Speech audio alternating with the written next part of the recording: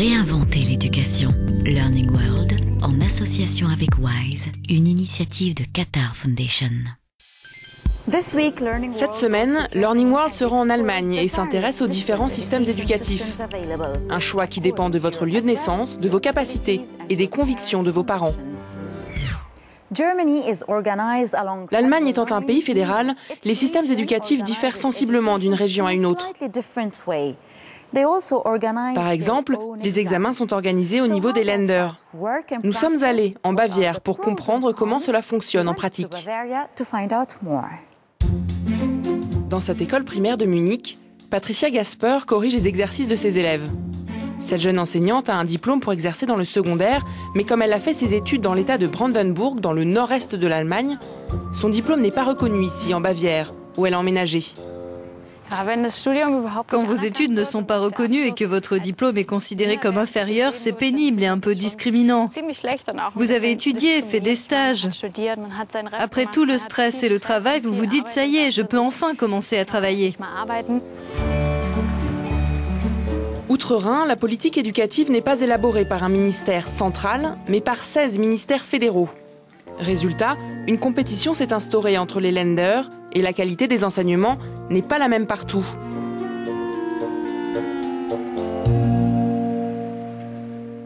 En Allemagne, les États fédérés décident eux-mêmes quel type de structure éducative et quel type d'école ils veulent avoir. Cette spécificité allemande est liée à l'histoire. Auparavant, il y avait plein de petits États qui déterminaient eux-mêmes la voie qu'ils voulaient suivre. Patricia se bat depuis 2 ans pour que son diplôme soit en partie reconnu. Étudiante brillante à Brandenburg, ici, elle fait face à un mur bureaucratique. Pour elle, c'est un peu comme si elle avait obtenu son diplôme à l'étranger. Pour faire reconnaître mon diplôme, je dois très souvent m'adresser directement au ministère. Ils mettent beaucoup de temps à répondre. Ils demandent sans arrêt de nouveaux documents. Et c'est sans fin. Pour les membres du plus gros syndicat enseignant allemand, le GEW, le cas de Patricia est symptomatique du système fédéral, qui conduit selon eux à des inégalités et à une sélection élitiste. C'est inacceptable, c'est une blague. Les compétences de l'enseignante ne sont absolument pas exploitées, c'est une chose. Mais c'est aussi son développement personnel qui est arrêté net. C'est une tragédie personnelle. En Bavière, ces dernières années, les différentes réglementations des gouvernements successifs ont accru la concurrence entre les établissements. Pourtant, des études récentes montrent que 90% des parents allemands souhaitent une évolution du système fédéral. Ils refusent que leurs enfants soient lésés s'ils changent d'État. Proposer plusieurs systèmes éducatifs différents peut donc se révéler problématique. Mais ce n'est pas tout. Beaucoup d'étudiants font le choix d'une formation professionnelle en alternance, une option très populaire en Allemagne. Ils vont à l'école 2 à 3 jours par semaine et travaillent en entreprise le reste du temps. Allons voir ça de plus près. Aujourd'hui, pour Julian, toutes les erreurs et les expériences sont permises. Il étudie dans une école professionnelle à Hanovre. Il fait partie des 2,5 millions d'étudiants allemands qui ont opté pour ce système dual. Là, je tiens dans ma main la roue du robot et je contrôle les axes. Le but de la formation duale, c'est de former des jeunes de plus de 16 ans à un métier. On associe 2 à 3 jours de cours par semaine avec un apprentissage en entreprise. Nous sommes une école publique et ce que nous enseignons va bien au-delà du domaine professionnel. Les compétences acquises ne sont pas seulement techniques, nous voulons aussi transmettre une expertise sociale.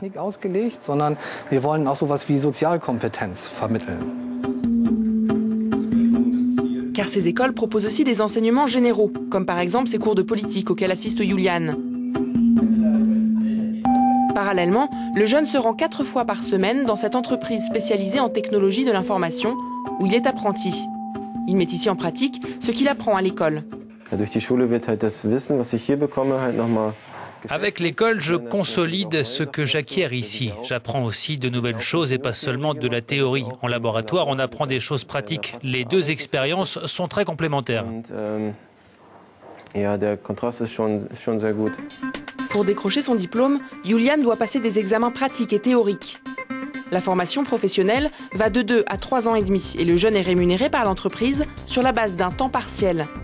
Ce système, qui date du XVIIIe siècle, est un remède efficace contre le chômage.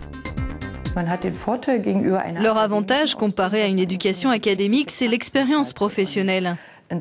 Avec notre faible taux de natalité, les travailleurs qualifiés ont généralement plus de chances de trouver un emploi. Pour l'État, le coût de ces formations reste élevé. Les équipements modernes utilisés par les élèves sont chers. Un gros investissement dont l'objectif est d'assurer l'avenir des jeunes. Dans cette école d'Hanovre, près de 80% des élèves trouvent un travail à l'issue de leur formation. Un autre choix d'éducation en Allemagne, les écoles alternatives, qui ont leur propre philosophie d'apprentissage. Dans les écoles Waldorf, par exemple, l'écriture, la lecture et l'arithmétique ont la même importance que d'autres matières moins académiques. Mais la méthode est controversée. Pour certains, il s'agit plus de spiritualité que d'éducation. C'est ce que nous allons voir dans ce reportage.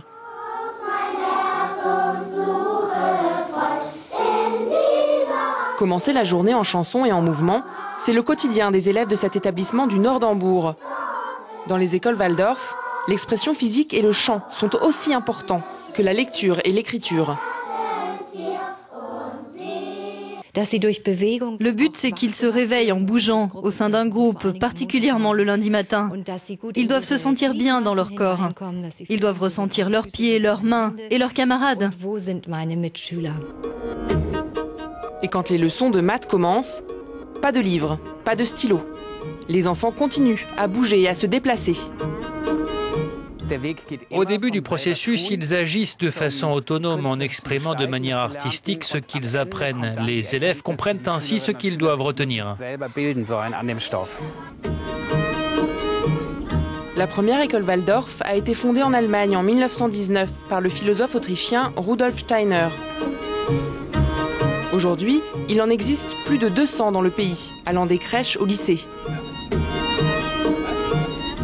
Steiner est aussi à l'origine de l'anthroposophie, une philosophie selon laquelle l'intelligence humaine est capable d'entrer en contact avec les phénomènes spirituels. Il y a des familles qui adhèrent au système Waldorf sans pour autant s'intéresser à l'anthroposophie, car cette philosophie est souvent liée à un endoctrinement subliminal. Beaucoup d'éléments clairement anthroposophiques ne sont pas nommés comme tels. Pour les professeurs à Waldorf, il ne s'agit pas d'un endoctrinement, mais d'un ensemble de connaissances mises à leur disposition.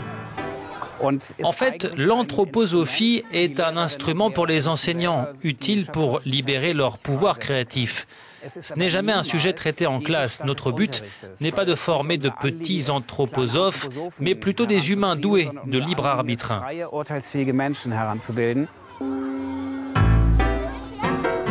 Mais gare aux généralités, si les écoles Waldorf ont une pédagogie en commun, chaque établissement reste indépendant. Bien que les enseignements ne s'appuient pas sur des livres, ils ont un programme scolaire à respecter, qu'ils déclinent selon le rythme des élèves. Généralement, un professeur suit la même classe pendant 8 ans. Nous essayons de repérer ce qui manque à l'enfant et ce qui doit encore être développé. Les spécialistes du système Waldorf comparent ces classes à une famille. Alors si la liberté d'action des enseignants est grande, leur responsabilité l'est encore plus.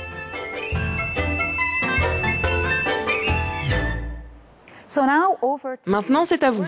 Avez-vous été scolarisé en Allemagne? Avez-vous suivi une formation professionnelle ou une éducation alternative? Partagez vos expériences sur nos réseaux sociaux.